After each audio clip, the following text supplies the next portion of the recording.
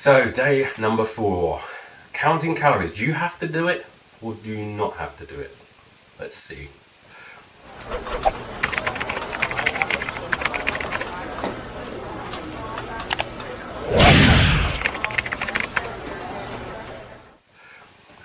Hi, it's Elden from the MindBody Project. Welcome back to day number 4. So we're looking at strategic weight loss for the new year. Now I say strategic weight loss because the way that I'm going to come across to you is probably different to other people, and there's a reason why. So today is counting calories. Do you need to count calories? No, you don't have to. Some people get benefits from that. Some people like to do that, and it's a way that they like to do things.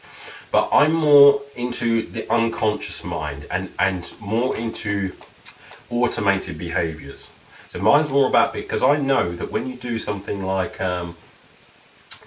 weight loss, it's not hard once you get into, so all the behaviors are automated and you're not really thinking about it, it's pretty easy to do.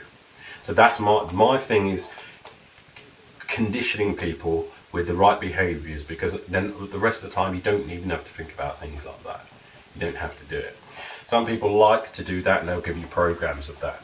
Now let me tell you, because the reason why they want you to count calories is because to lose weight, what you will do is your calorie expenditure. So let's say if you let's say if you take in 2,000 calories and you expend 2,500, let's say, calories. Yeah. Then you will left with so you've got a deficit of 500 calories, which means that you will lose weight.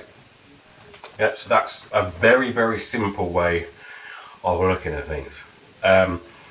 And I'm going to talk about more details later in the videos, but that's a very simplistic way of doing it. Do you know why? How do you work out how much you've expended? Who can work that out? If you're talking about the machines that you go on at the gym and you hold on to them, or you put in your weight, that's nothing to do with how many calories you've lost. That's to do with just how much weight. What it's trying to do is work out how much weight.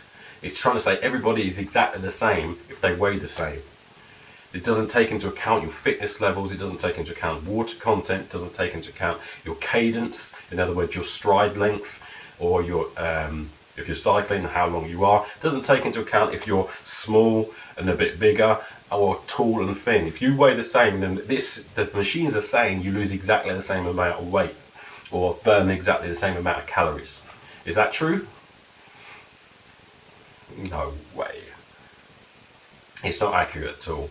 And at university we had to actually, because I didn't even think about that, and I was a gym instructor at the time, and what I did was in university we had to actually try and work out how many calories someone was burning. And then we had to measure all the cadence. We had to air pressure, VO2 max, so we had the bags, the Douglas bags. We had to do the striving, how tall we are, body fat percentage, and even then, all the stuff that we had to do to actually work out how many calories you're burning was really, really, really hard to do. Almost impossible to do. Because also the other thing is as well you've got to take into account is your mental state. Because if you're stressed or angry, you've got a different nutritional pathway, because you've got cortisol in the body.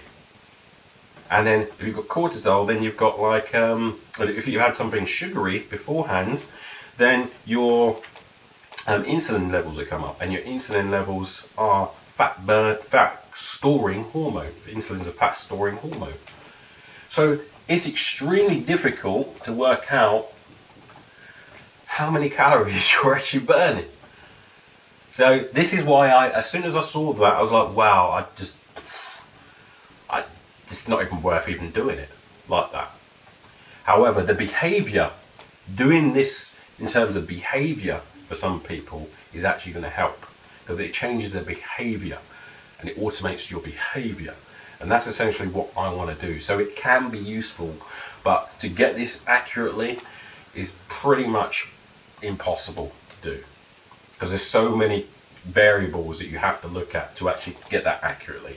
Two people can weigh exactly the same, and this is what we found out on the course, and they can lose completely different amount of calories, completely not even the same. So it's not, you're not working that out. It's just, but for some people, they feel motivated when they go on the treadmill and they go, oh, look how many calories I burnt today. And I go, okay, well, I'll just leave it. I'm not going to say too much, but essentially you can't work that out that easily. You'd need, in fact, I say it's almost impossible to work that out unless you go through some really, really stringent ways of doing it. So that's why it's more, for me, it's more about behavioral change.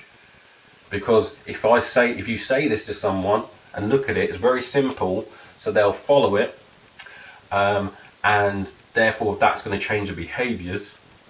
That's more of the thing that we're after, really, when we're doing that. So if it's going to change your behavior, then great, do it, but otherwise you don't have to do it. But I'm going to explain about just calories counting soon, because there is an issue, a big issue with this. So I'll explain it on one of the other videos coming up.